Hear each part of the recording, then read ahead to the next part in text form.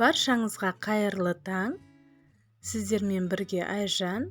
Бүгін сіздерге өте дәмді кекстің рецебімен бөлісетін боламын. Видеоны соңына дейін қарап, каналыма тіркеліп, қоңырауды басып қойыңыздар. Келесі видеоны күтіңіздер. Алдымен керек заттарымызды дайындаймыз.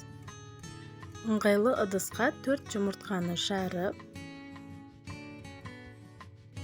жақсылап ағарғанша миксерлейміз.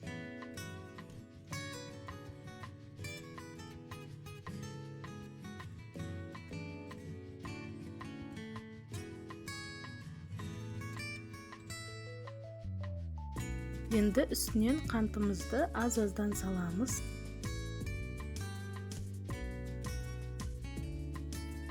Сұйық май, тұз, сүт барлығын қосып, жақсылап біркелкі араластырамыз. Ұнды електен өткізіп дайындап алдым.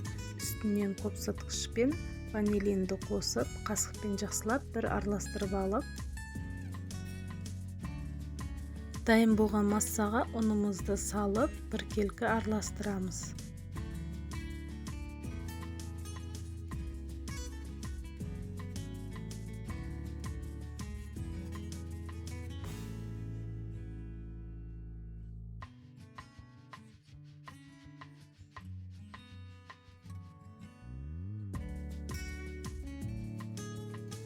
Массамыз дайын болды. Енді өзімізге ыңғайлы ыдысқа салып, қызып тұрған пешке 180 градуста 40-60 минутта пісіп дайын болады.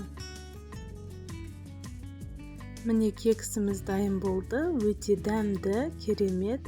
Сіздер де жасап көріңіздер. Сіздерге де ұнайтынына сенімдімін. Ас болсын.